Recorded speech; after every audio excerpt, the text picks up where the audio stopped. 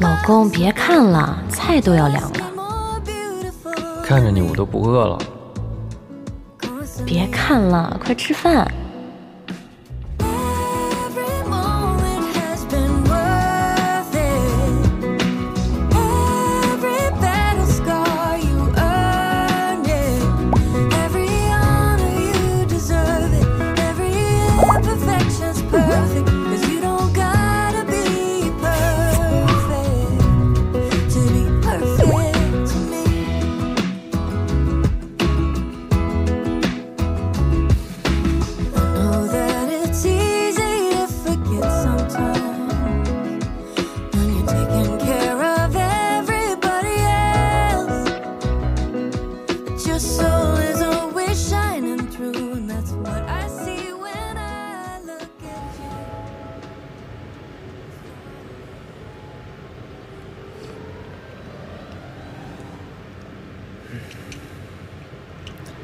你说，咱们还有必要每次出来都捂得这么严实吗？看电影。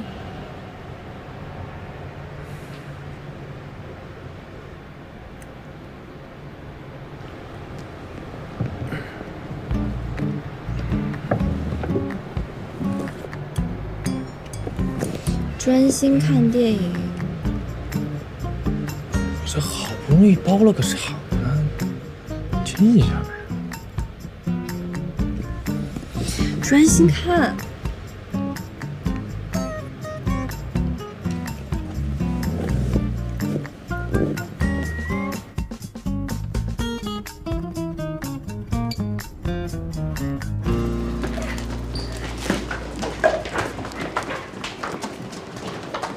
谁啊？好像是哪个明星啊？戴墨镜感觉很厉害的样子。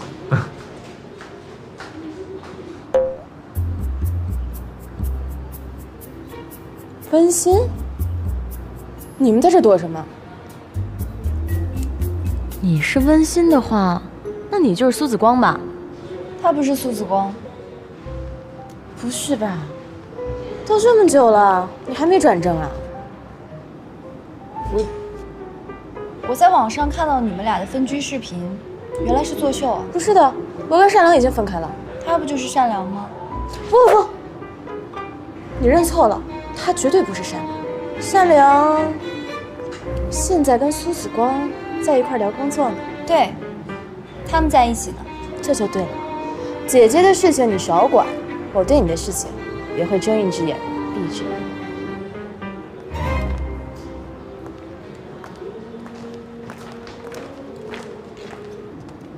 走吧。快！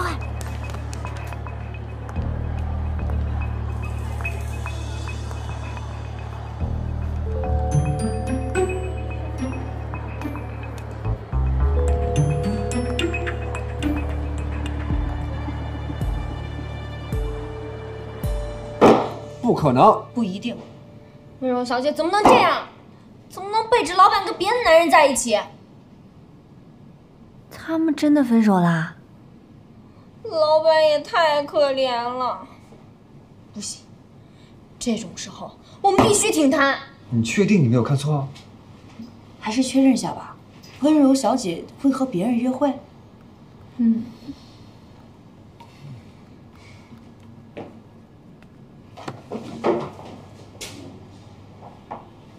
老板，所有的困难都是暂时的，你放心，我小美会永远支持你，支持徐宓。我们3个商量过了，这个月工资不要了。谢谢你们，在徐宓遇到困难的时候还能不离不弃。老板，其实我想跟你说件事儿。什么事儿？我去联系新客户。我去策划新方案。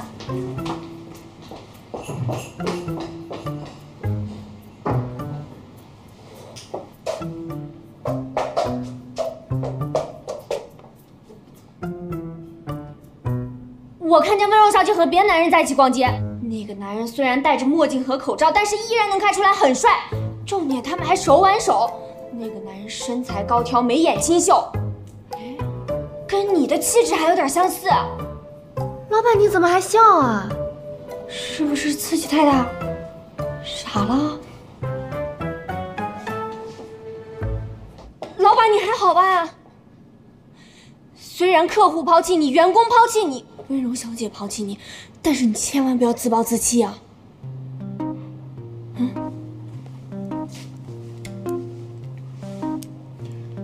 眼熟吗？太像了，温柔小姐就喜欢这类型儿。小美啊，帮我订一下爱丽餐厅的夜景位。老板一个人去吗？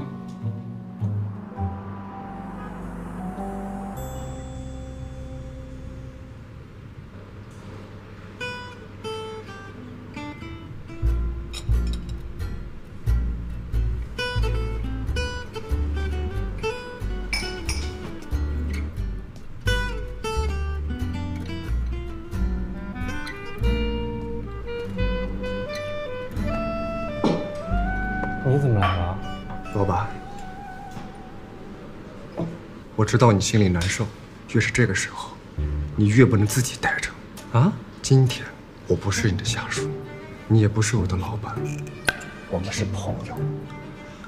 我陪你一起祭奠那段爱情。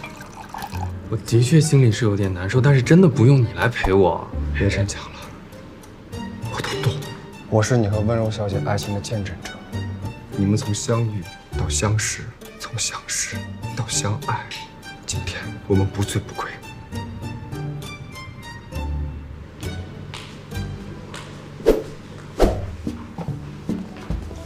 老板，发生了一件非常不幸的巧合，温柔小姐也来这里用餐了。你别往我身后看，找个机会你走。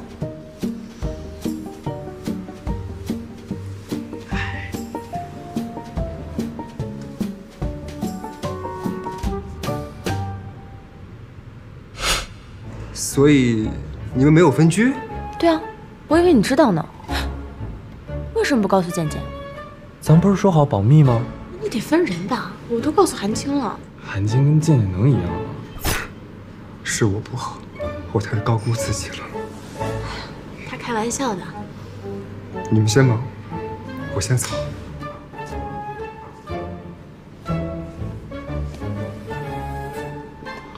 健健，保密。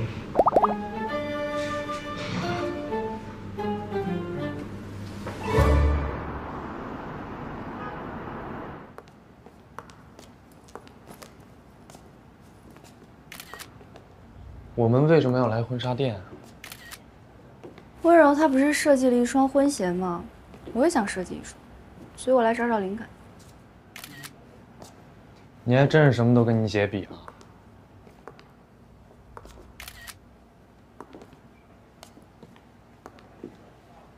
小心点。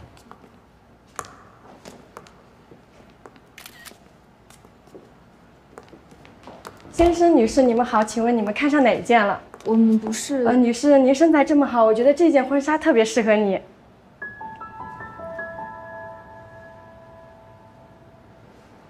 试一下嘛。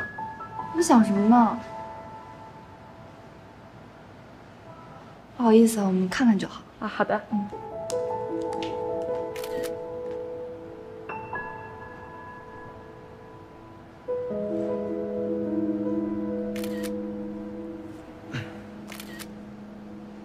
魏欣啊，我一会儿公司有一个会要开，那我们先回去。哦，那你就先回吧，我再拍拍照，再看看。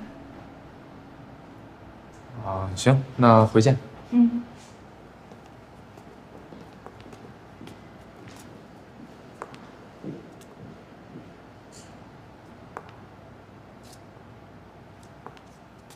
哎，小姐，你好，我想试一下这件。好的。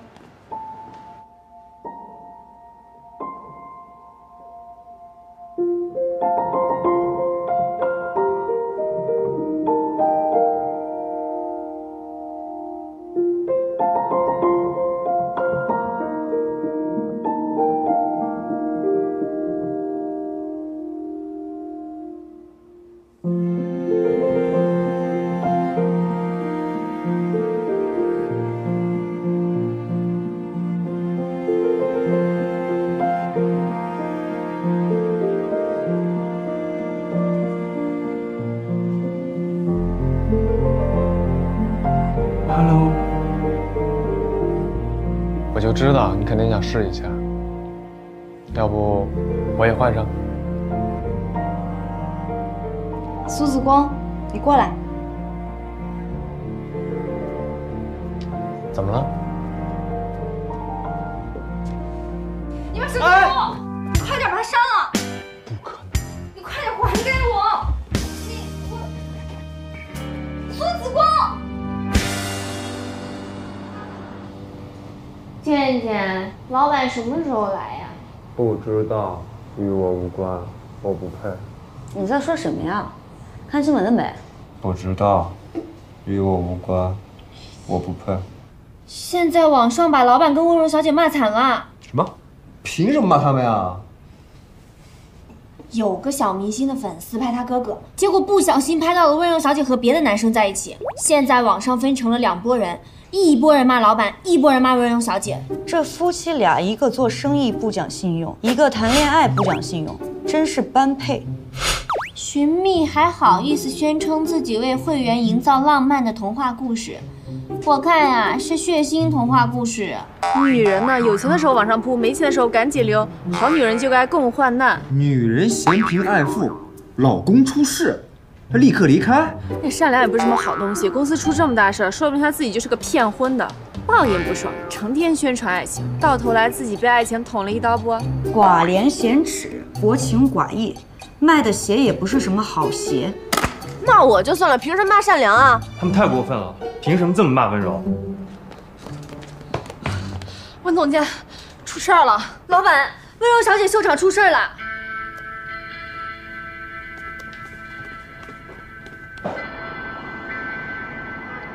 不光是这里，咱们秀场的其他几个消防通道也都被堵住了。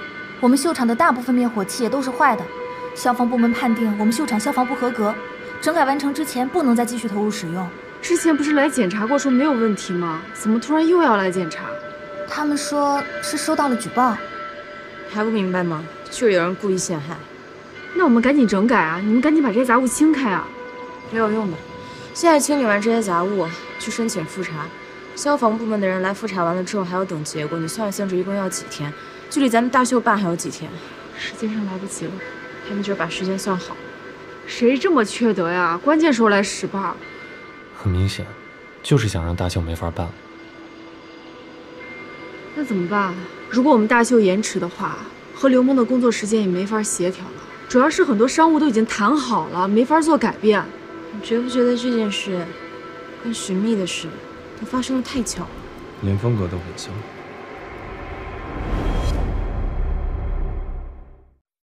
对，明天我想借用一下场地，大概5天左右，已经租出去了。那谢谢你，温柔，我有事跟你说。等一下，我打个电话。温柔，对，我有事找你。我在聊场地的事，等一下。江先生的幕后主使是你爸。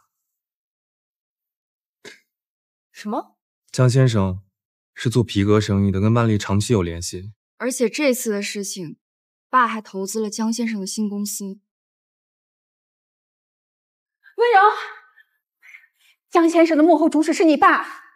不是，你们今天怎么都在跟我说这个呀？他还让所有合作过的场地都不要租给 Polymoda。那这么说来，之前消防场地不过关的事儿就是他找人干的。那他为什么这么做呀？就是因为我拒绝了回万丽的邀请吗？但是他如果要给我下马威，他何必来折腾寻觅呢？因为他觉得你得到今天的一切都是依靠善良，只有善良倒了，你才会向他低头。突然之间跟我推心置腹，果然是有问题的。哼，看来普利莫达现在是在发展势头上，对他已经造成威胁了。你就别美了，赶紧解决江先生的事情吧。而且啊，他们根本就没有分手，他们是假的取消婚约，跟我们一样啊。跟我想的差不多，那我就放心了。不过最让我开心的是，我异父异母的妹妹这次居然站在我这边。谁站在你这边了？我这是要和你公平竞争，上一次是我输了，我这次要光明正大的赢回来。你赶紧解决江先生的事情吧，我先走了。傲娇，你嘴硬什么呀？妈，你这大包小包又是怎么回事啊？我离家出走了。啊？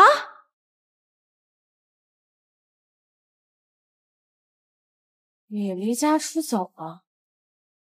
你这么有骨气，你不会是派来当卧底的吧？臭丫头，你说什么呢？不过你爸这次做的太过分了。你就是为了这件事情离家出走的？我早该这样了。这些年我一忍再忍的，让你受了不少苦。我早就应该看透这些。现在想想你当时那么小，我就把你送走，还真觉得挺对不起你的。妈，谢谢你能跟我说这些，也谢谢你能为了我对抗爸爸，我很感动。我告诉你啊，我这次把家里所有的首饰都拿出来了，这样呀，好好跟我过下半辈子。哦，好的，谢谢。怎么样啊？凡是能联系到的场地，他们都用各种理由拒绝，说没法租给我。那如果用外景的场地呢？外景？你上一次用外景的场地是什么时候？庄园？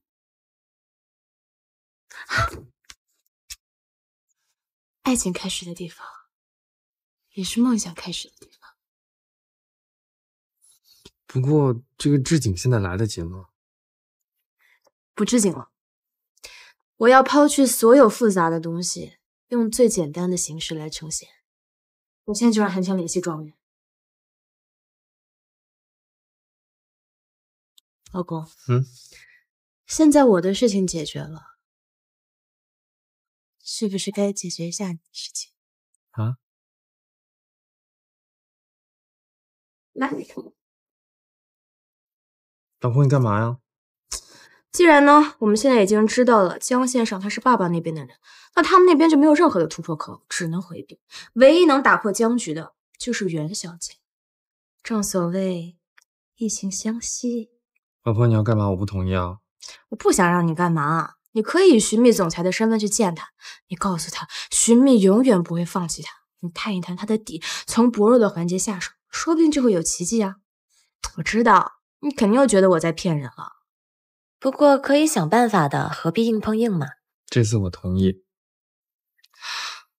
老公，你被我给感化了，我被你给同化了。近墨者黑了，近朱者赤。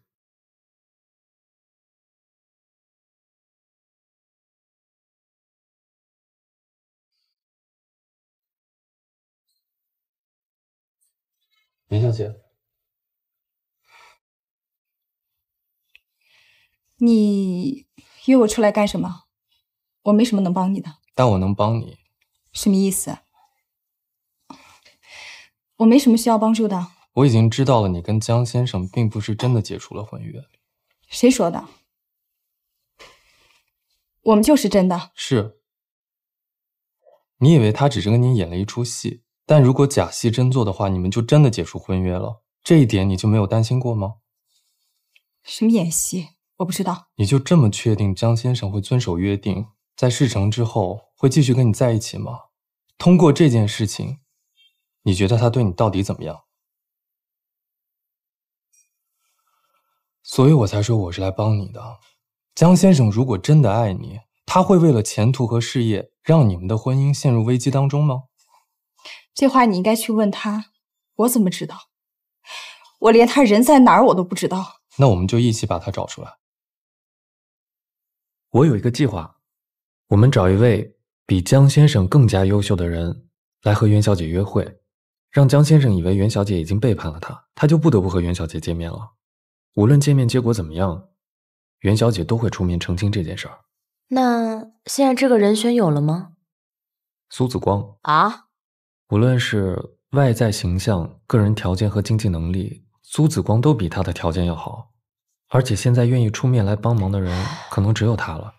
而且我已经跟袁小姐说过了，她也答应了。老公，你这是公报私仇吧？我这是克己奉公。唉，那现在既然咱们男嘉宾的人选已经有了，那就得请苏子光出来，起码露个脸儿。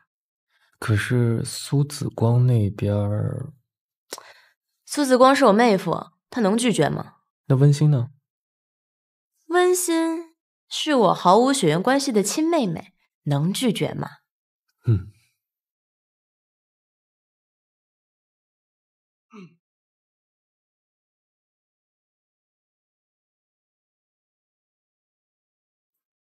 老婆，你为什么用2个手机啊？这个是给袁小姐传递情报的，而这个呢，是看不惯苏子光跟袁小姐谈恋爱的好心人啊，就是给江先生传递情报，刺激他。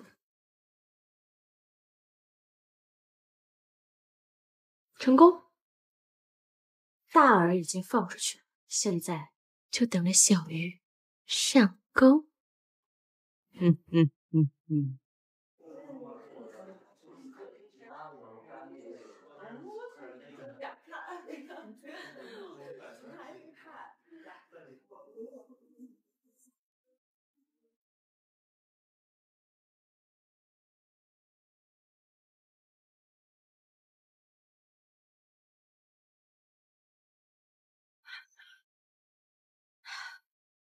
感情的事情呢，我已经帮你铺垫好，你现在只要进去等江先生来就可以。我不行。然后你要尽量的去刺激他，比如说做一些近距离的动作，说一些悄悄话，只要让他说出真相就可以。我真不行。你实在不行的话，抱一下也可以。绝对不行。没答应。我知道。你怎么什么时候都能出现？因为我们安装了情侣定位啊。妹妹，帮人帮到底，送佛送到西，我只需要他们见一下聊一下而已。哪对情侣不是先见一下聊一聊？今天是我们2个在一起1个月的纪念日，你让他和别的女人看电影绝对不行。但，哎，你们2个在一起1个月了？对啊，1个月热恋期，所以不能看电影是我的底线。而且，这个人现在是我的。好，我尊重你的底线。那我再想想办法。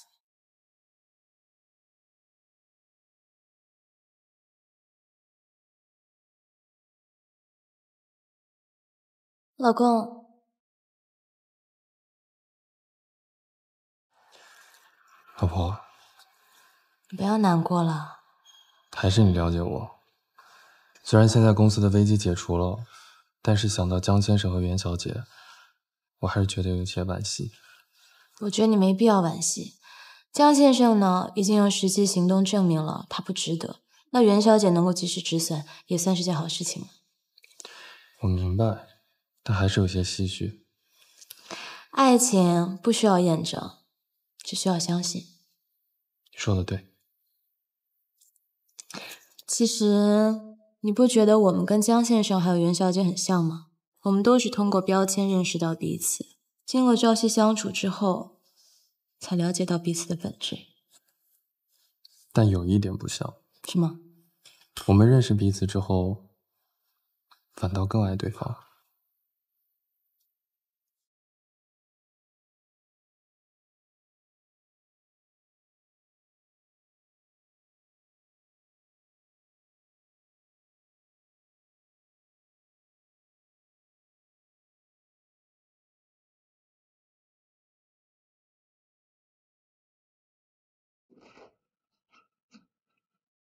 什么事？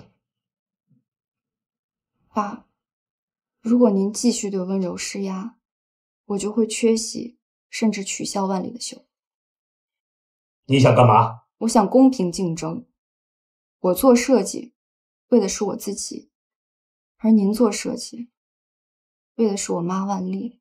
您这样不累吗？你知道我是为了你妈妈万丽，我是想保住你妈妈的品牌，而你居然这么轻易的想放弃。爸，有些话我很早就想对您说了。这么多年以来，照顾我的一直是温柔的妈妈。是，阿姨的性格是有一点势利，但是她至少对我算是面面俱到。这么多年来，是我一直抢走了属于温柔的母爱，所以我一直觉得很亏欠，再加上您对我的施压，所以我处处都要赢过他。但您觉得这么做真的对吗？我真的一点儿也不快乐。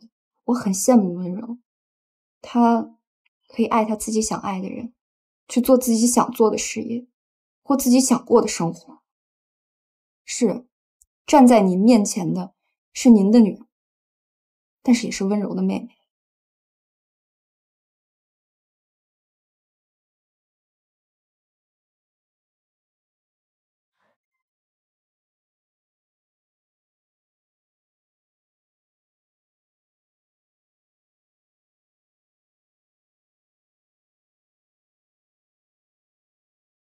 你好，欢迎您来普利莫达的大秀，里边请。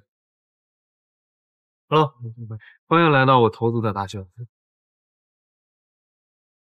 哎，你好，欢迎您来观赏我夫人的大秀，里边请。好，再见。张导也到了。哪个张导？你结婚时候那个张导吗？你放心，他这次呢是来拍咱们大秀的。啊？那我也要上镜啦！今天妆怎么样？喂，好，特约模特也到了。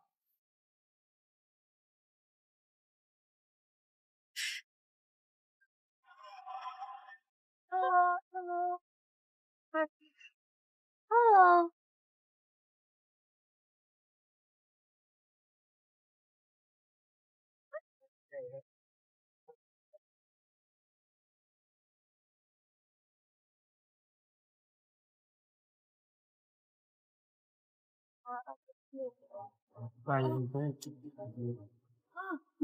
好。然后包括那个眉形也是，让他先头发去掉了，你再帮他收一点。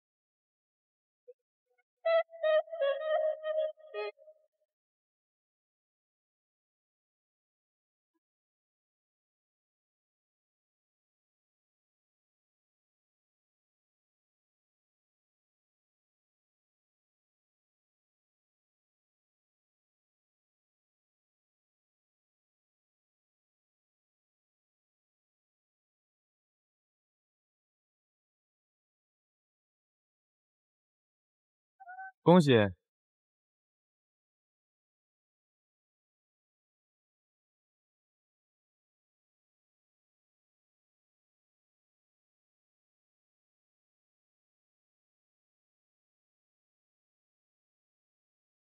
那这一次，感谢各位嘉宾来观赏我们 Polymoda 创办以来的第一次大秀。在这里，我还要隆重感谢一下刘梦女士，愿意来当我们的模特。当然，这一次大秀能够举办成功，都是大家的功劳，还有大家的支持，谢谢大家。那其实 Polymoda 自创办以来，到现在我们遇到了很多的挫折，我必须要感谢一位陪我一直走过来的合伙人，韩青。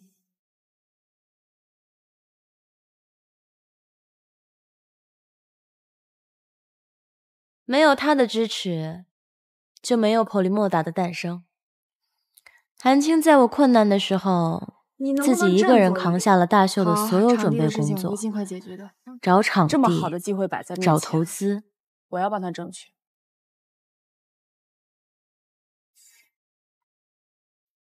是他告诉我，女人要自立自强。我就是想知道今天这事你有必要撒谎，有过误解。自从知道你怀孕之后，我们每个人都是迁就你、保护你、照顾你。我正式退出。韩青，韩青。但工作上最懂我的人还是你。你呀，就不适合那种浪漫单纯的童话主题。我想到了黑暗童话。我们是最合拍的合伙人。当然还要感谢我们的投资人，还有所有的工作人员，再次谢谢大家。在鞋履跟服装设计行业，我跟韩青都算是新人。Polymoda 也是一个刚起步不久的品牌。那这一次我们之所以可以举办好这场大秀，还有一个人要感谢，一个对我、对 Polymoda 来说都非常重要的人，他就是我的爱人善良先生。是他教会了我什么是爱。以前我总以为运用技巧可以获得自己想要的东西，但是善良让我明白，一切的技巧在真爱面前都无所遁形。只要是你喜欢的，就都是应该的。我已经长大了，我希望以后的路我自己走。婚姻中最重要的不是套路，而是爱本身。终于认识你那么久了，还没给我化过妆呢。你真的愿意吗？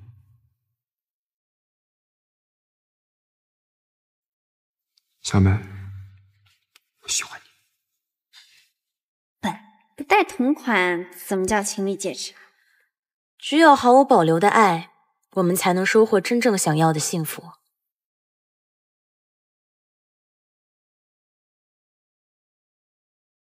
那在最后，还要感谢一位，其实这个人我从来都没有见过，但是他却让我受益匪浅，那就是万丽女士。小的时候，我去阁楼玩耍，那是我第一次见到了万丽女士的手稿，用铅笔勾勒出的样图是那么的美丽。早期万丽的风格一直都是在逆流，她站在风口浪尖上，让逆流变成了潮流。这也深深地在我心里埋下了一颗种子，才诞生了今天的 Polymoda。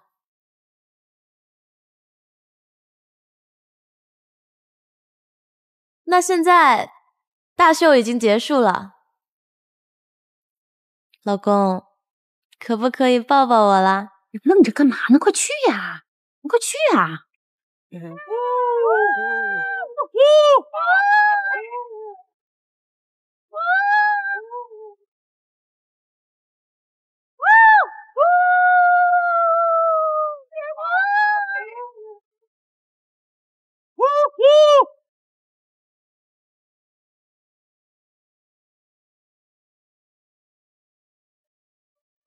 寻觅 APP 能将用户信息高效整合，提升配对的成功率，让您在最短的时间内找到最适合的他。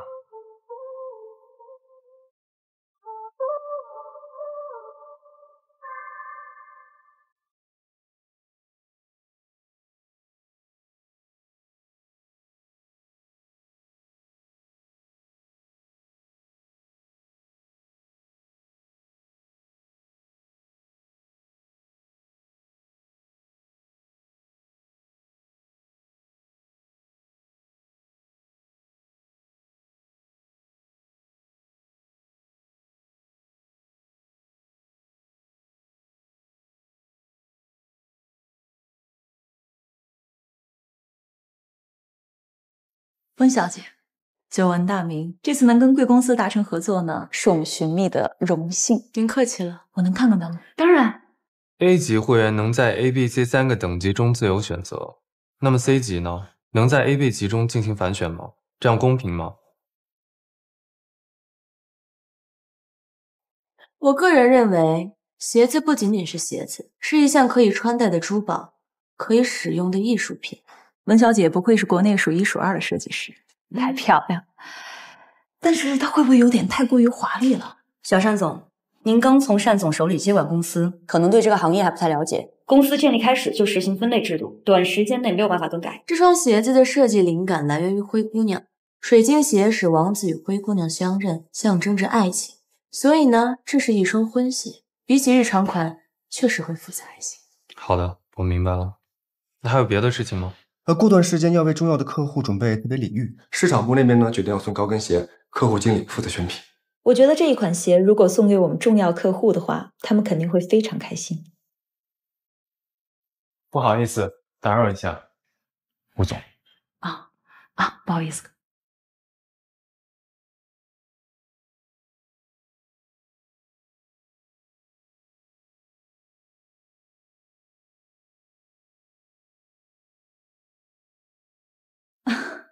不好意思啊，我有个信息可能需要跟温小姐您确认一下，您是万丽的温馨小姐？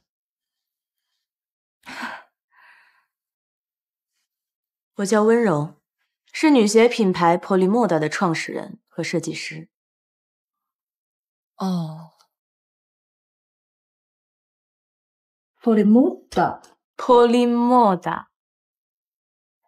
Polymoda 是我们前不久刚刚创立的一个手工设计师品牌，是我们温柔小姐在意大利读书的时候。品牌故事我就先不听了啊，这上面写的挺清楚的。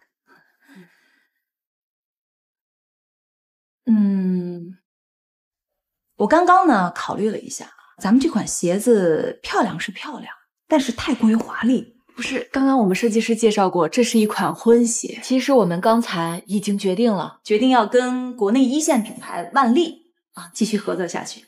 这个当然是我个人的原因啊，我认错人了，我把您当成另外一位温小姐了。所以您认为另外一位温小姐设计的鞋子更胜一筹是吗？我明白贵公司选品的出发点。Polymoda虽然小众，但是我们非常注重品质、格调，而且相比之下，我们的价格也更加有优势，不是？如果说把 logo 遮住了，这两双鞋有明显的高低之分吗？温小姐，这贵不就贵在 logo 上？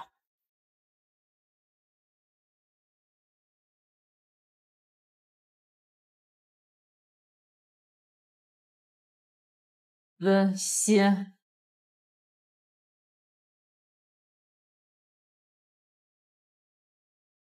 等一下，等一下，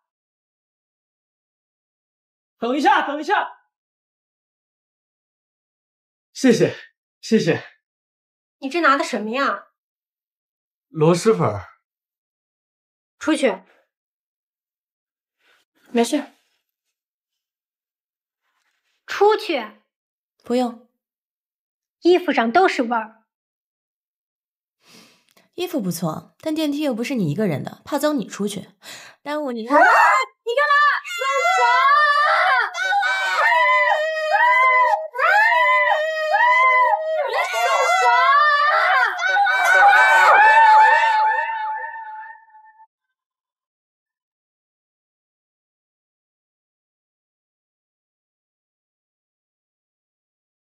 你俩谁先动的手？你这人怎么这样啊？不光打人还撒谎，明明是你先找的事儿。你不是在电梯里吗？你看到了吧？是他先找的事儿，你说是不是？你说话呀！先动手的确实是这位粉色衣服的女士。你不说。坐下，你留下来。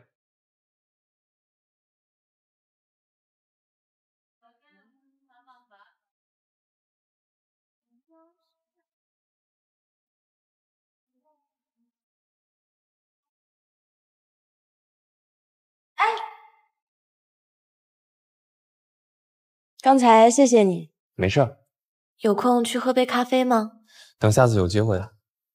虽然暴力是错的，但善意是真的。小单总，你怎么在这儿？有个客户紧急求助，说是碰到一对疯男女，让我下来帮忙解决一下。你不用去了，已经解决了。那可是咱们的重要客户啊！去跟那个客户办理退费，我们寻觅不跟这种人做生意。好，那后会有期了。哎呀！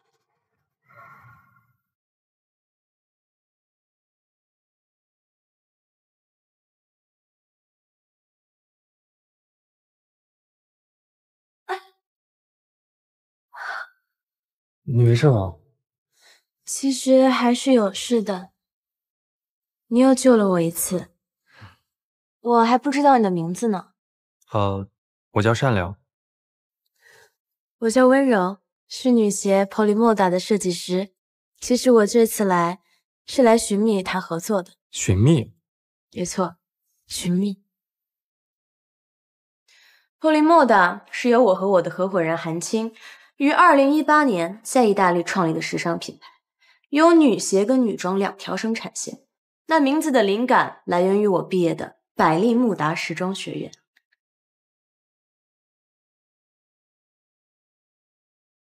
那百利慕达时装学院呢，位于佛罗伦萨，那里具有传承1000年积淀下来的艺术气息，与最前线的时尚潮流发生了碰撞，诞生了 Polymoda。Polymoda 的设计既现代化又富有艺术的气息，非常适合都市女性。那虽然说我们的品牌在国内还不是非常的出名，但是在国外很受欢迎，有很多的皇室成员以及演员都穿过我们的鞋子。那 Polymoda 呢，主张客制化服务，我们有着意大利古老的手造皮具制造工艺。接下来我给大家看一下我们在意大利的工作间。好，谢谢大家，以上就是我的介绍，希望可以促成我们的合作。你们觉得怎么样？我觉得温柔小姐的鞋子挺好看的。恕我直言，Polymoda 毕竟是个新品牌，和国内1线品牌万利没法比。是 Polymoda， 对吗？你说 Polymoda 跟万利没法比，我觉得正好相反。无论是实用性还是观赏性 ，Polymoda 都设计得更加用心。小单总，这双鞋是送给我们重要客户的，还是需要注重一下品牌价值。温柔小姐的 Polymoda 实在是太小众了，网上根本搜不到任何的有效信息。送这样的鞋子给我们的重要客户，他们会认为自己被轻视的。我虽然不太懂鞋子，但是我发现了一个细节，这2双鞋都用了小羊皮，但不一样的是，万利把小羊皮用在了鞋底，而 Polymoda 则把小羊皮用在了垫脚。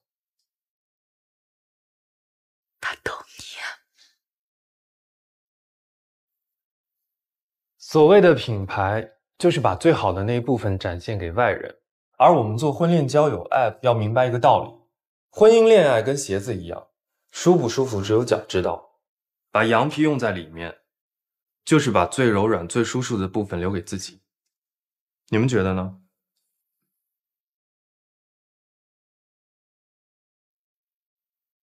温柔小姐，预祝我们合作愉快。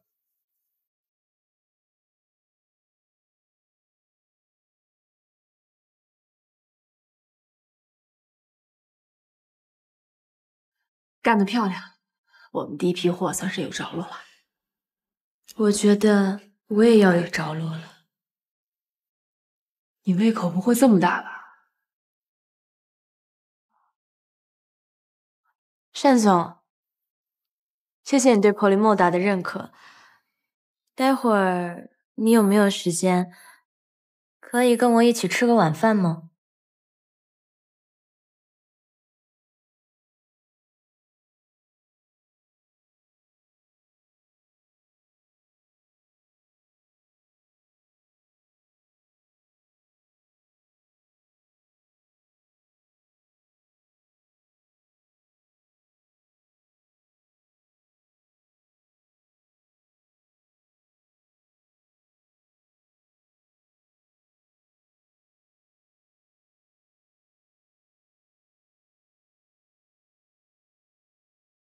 那我回去啦。不让我送你过去，真可以吗？距离产生美啊。开玩笑啦。你放心，我会保护好我自己的。嗯，那晚安。晚安。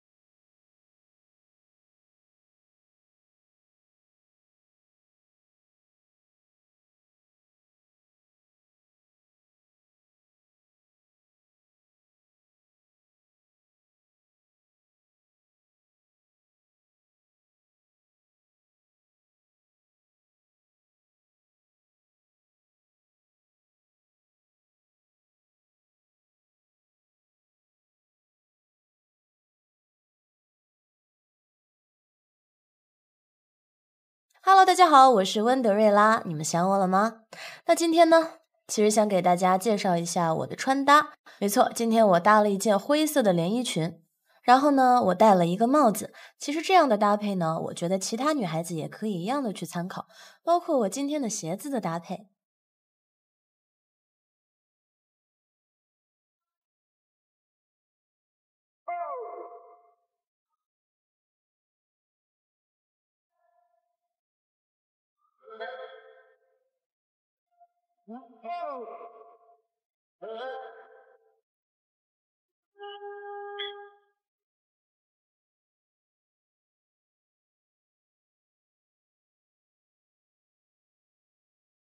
这是什么鞋？这是我和好朋友一起成立的设计师品牌。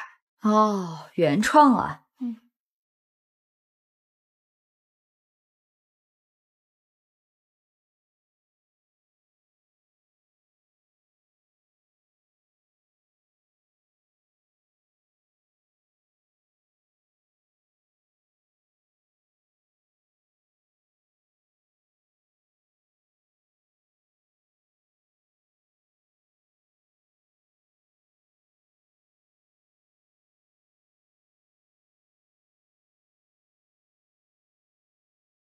霍利莫的意大利品牌。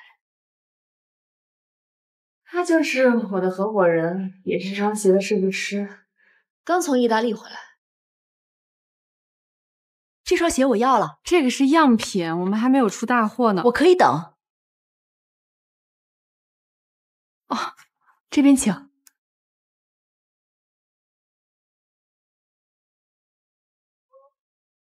陈家，你今天不约小单总喝咖啡了吗？怎么有空过来？有没有品牌给人的感觉真的差这么多吗？嗨，一般人在不了解一件东西或者一个人之前，都是通过第一印象来做判断。你看，你微博每涨粉2万，我们的鞋子就能多卖出几十双。就连在童话故事里，灰姑娘也是换上了漂亮裙子才去见的王子。这小单总呢，还是挺难得的，直接跳开了外在，看到了本质。所以，灰姑娘去见意中人之前，先换上漂亮的裙子。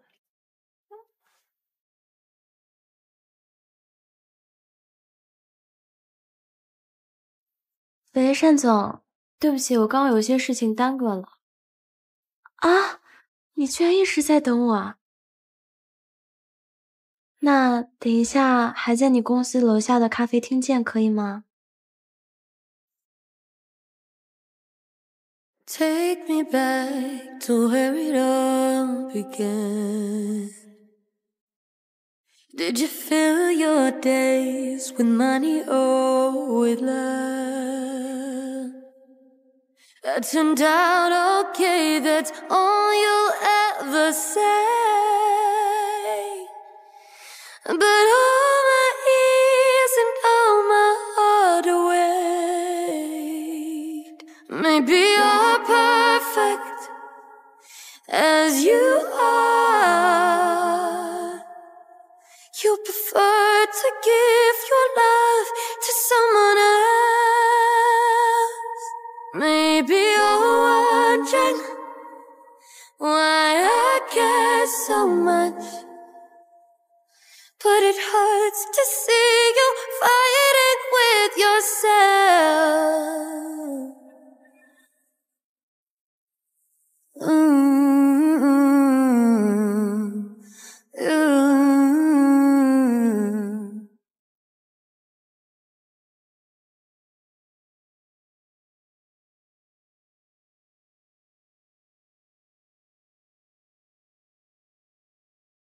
你好，买单。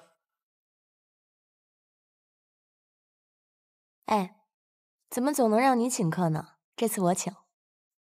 小姐，买单请往这边走。小姐，这是您的账单。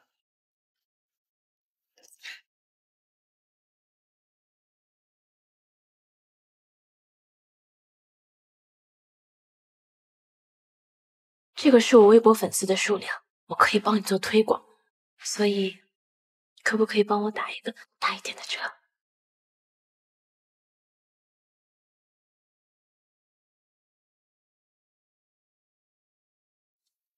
老婆，虽然咱们的闪婚有点仓促，但是流程一定不能含糊。你想要什么样的婚礼，我尽全力去满足。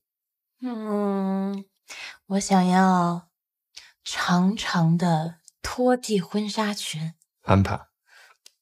最好还有那种华丽的南瓜马车，安排。要在一片绿绿的大草坪上。绿色草坪。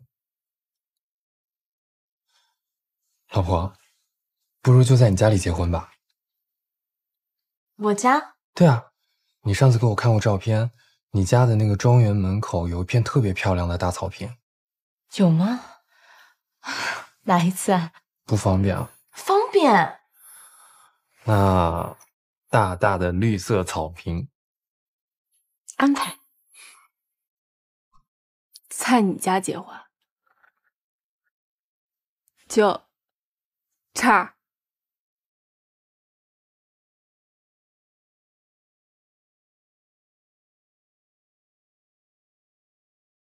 不，这不是我家，这儿才是。这么大？还好吧，主要是漂亮，先租它个3天。再漂亮也不行啊！我们现在是拿到了徐宓的订单，但你和善良约会的时候，非要坚持跟他 AA 制，你我都快成破产姐妹了。善良对我来说真的很特别，我喜欢他并不是因为他的身份地位，他是第一个从我的设计中看到我良苦用心的人。我相信他就是那个对的人。但王子之所以会跟灰姑娘相爱，是从那场舞会开始，因为辛德瑞拉她有了水晶鞋，才能出现在王子面前。不，王子看上灰姑娘不是因为这些。我相信善良是打心眼里尊重你，他相信你的梦想，认可你的价值，而不是因为你看起来养尊处优的样子。再说了，你也不能骗人家一辈子吧？我之后会告诉他真相的，而不是现在。而且，我只要这单生意谈成了，我们的品牌就立住了。好了，明天我们还要跟工厂谈合作，你早点休息吧。我这么多工作呢，今天我住这儿。那我再直播一会儿。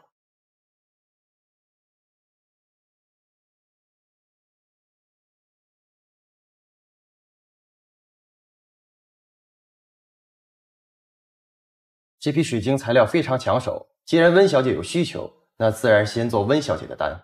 你可要搞清楚，合作的是哪一位温小姐？当然是普利莫达的温柔小姐，而不是万丽的温馨小姐。说实话，前段时间万丽也询问过这批水晶，他们已经付好了定金，可是突然取消不要了。没办法，那可是他胜券在握的订单，被撤了。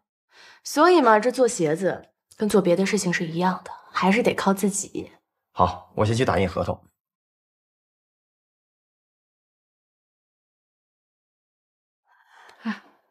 你今天不是要去试婚纱去吗？这么重要的订单，我当然先忙完这边，我再过去了。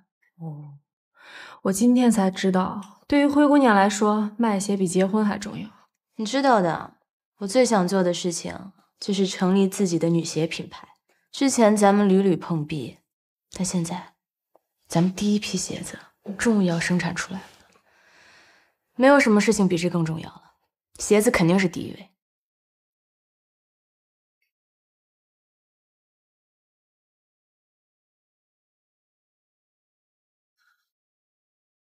我们婚纱店要下班了。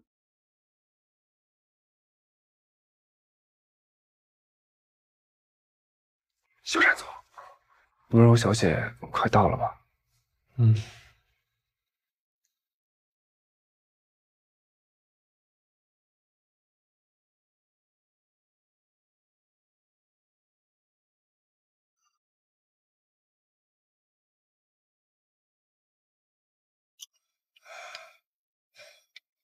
师傅还有别的路吗？就这条路了，过了前面红绿灯就好了。那我能在这儿下车吗？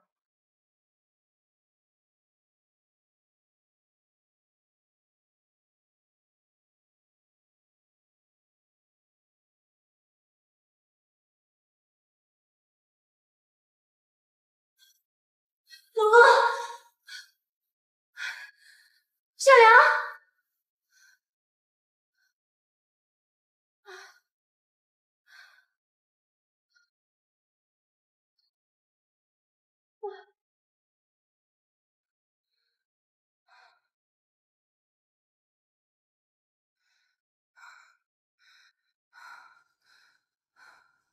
很好。你没走？傻呀你！你没来，我怎么可能走呢？我猜你肯定是马不停蹄地从工厂赶过来吧？饿坏了，我给你买了外卖。对不起，我迟到了。员工是不是都已经下班了？没有，我带他们出去吃饭了。温柔小姐来啦！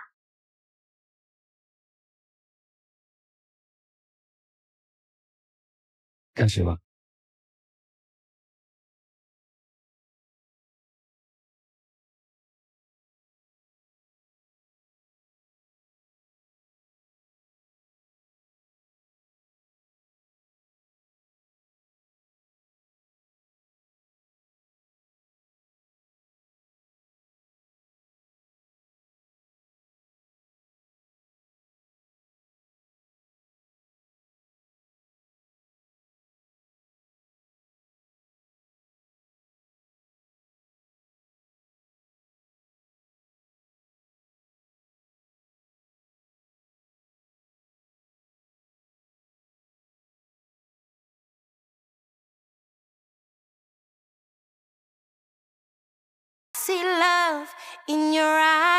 你好美，我发誓，我会让你成为世界上最幸福的人。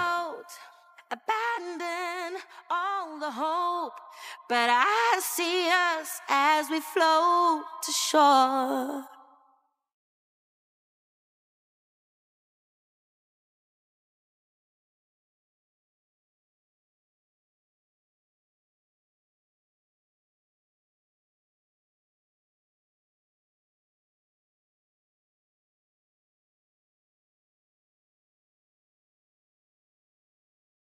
下个月就是我接手寻觅之后举办的第一次线下相亲会，选址非常重要。单总，您放心，这件事情小美已经在处理了。只不过我们一直有一位客户袁小姐，她的资料我们发给了很多客户，这么久过去了，基本上没人选择她。刚才袁小姐联系我，问我进展怎么样了。一个人都没有吗？有2位客户想要见袁小姐，但是袁小姐几乎每周都要去福利院做义工。所以时间有点冲突，后面就没有问了。福利院义工，这么好的姑娘居然没人选，男人也太肤浅了吧！让袁小姐去参加我们的相亲会，这个不太符合我们寻觅的制度吧？仅凭一份资料就对一个人下判断，这未免过于武断肤浅了。袁小姐能坚持去福利院做义工，足以证明她是一个非常有耐心而且善良的人。这样的人在我们的规则里被淘汰，这真的合理吗？爱情面前人人平等，我们要把选择权交到每一个客户的手上，让他们透过外在来看本质。这份新资料就当作是袁小姐的入场券，我相信她一定会找到那个真正欣赏她的人。去办吧。好的，老板。原来善良也在怀疑公司制度，他看中的并非收入和身份之类的标签，而是内在品质。我误解他了。啊，所以他不是你想那样的。透过外在看本质，是我肤浅。他真的是人如其名，又单纯又善良，还是个良家子弟。既然你看到人家本质了，你也搬过去住了，就趁早跟人说实话。我试试看。那我今晚就跟善良坦白我的真实情况，我相信他还会接受我的，毕竟他爱的是我这个人，就像我爱他一样。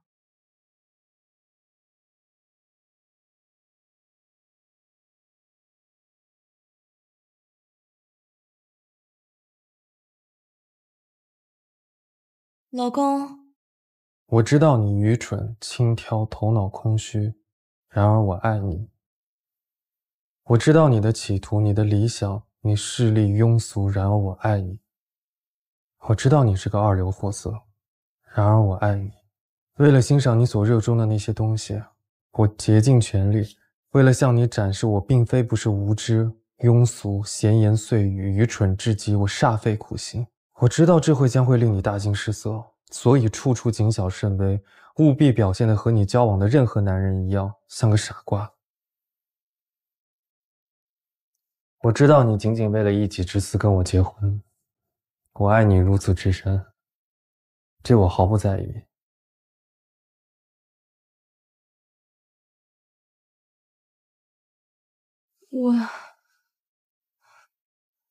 老婆，毛姆的这本书写得太好了，这么微妙难以表达的感情，他精准又轻松地写出来了。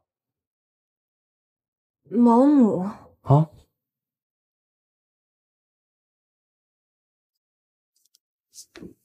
老婆，你怎么一直在抖啊？没事儿。我有点热，我去洗个澡。好，快去。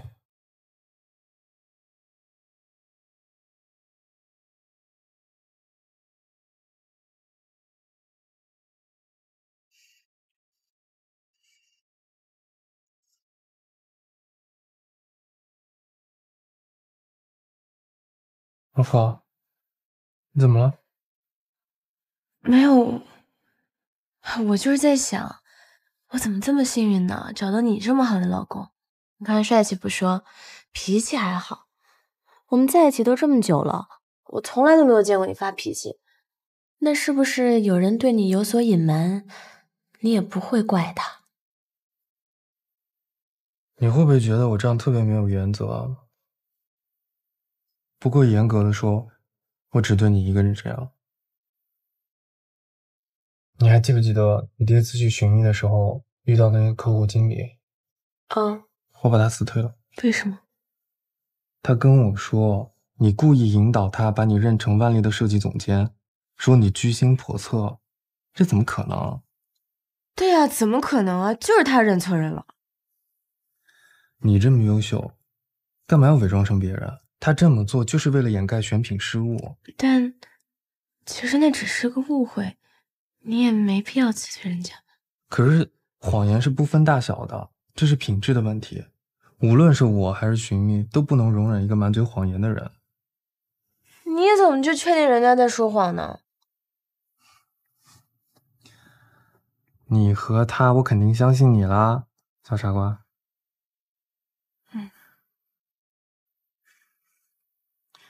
老婆，你之前跟我说你父母常年在国外，那咱们马上就要结婚了，他们会不会要……怎么了？我就是很感动，有你这么好的老公。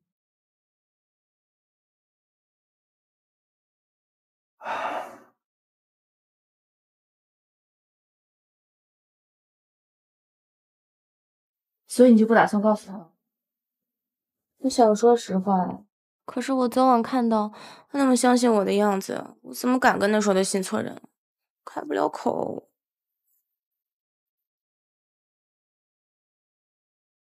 你说善良那么爱你，没准你告诉他了，他就马上理解你了。可是善良越对我好，我越不敢冒这个险。那既然现在骑虎难下，不如就把生米煮成熟饭吧，先把婚结了。反正善良他不是那种会在乎门当户对的人嘛，而且他肯定也不会介意我的家庭背景的，所以我没有必要在这种关键时刻去戳他。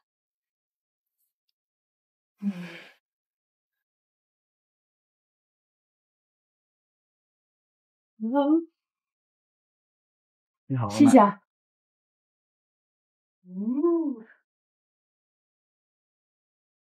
吃点好吃的。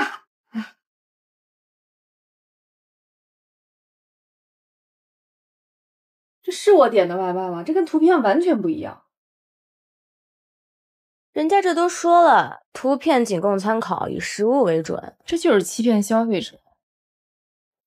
好吃不就得了？是挺好吃的啊。你看，这它还标注了呀，这是无糖蛋糕，不含任何的色素，是用天然果汁上色。所以啊，你以为这只是一个表里不一的普通食品，实际上呢，它又营养又好吃，非常非常的适合你。所以啊，可以从外在看到本质。没错。你在给我的蛋糕辩解，还是在给你自己辩解？我是替寻觅的客户辩解。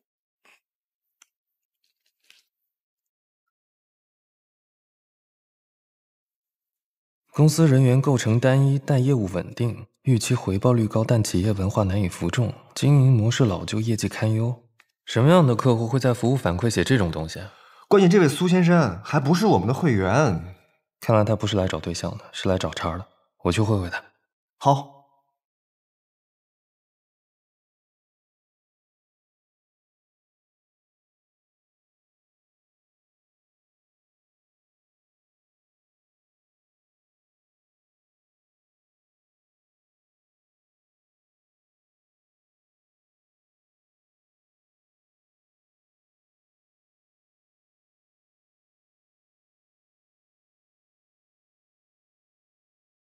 自我介绍一下，寻觅总裁善良，汇鑫投资苏子光。苏先生，我看了您的资料，您是在投行工作的，收入不菲，外形条件也不错。我不知道您想要找什么样的对象。你这样的。我们公司决定投资一家婚恋交友 APP， 寻觅是同类产品中的最优选。单总有兴趣的话，合作一下。难怪，我就觉得苏先生不像是来找女朋友的。你们公司各个方面都不错，我尤其喜欢你们的经营理念，门当户对。但是这位小姐的资料，我有点看不懂。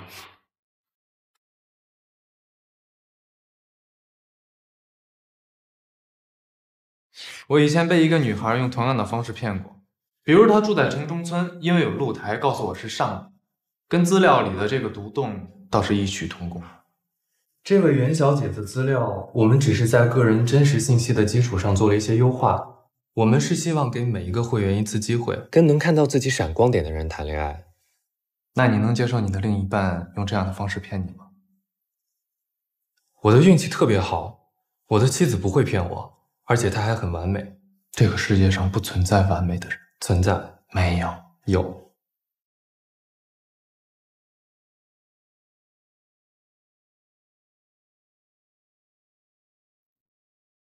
老婆，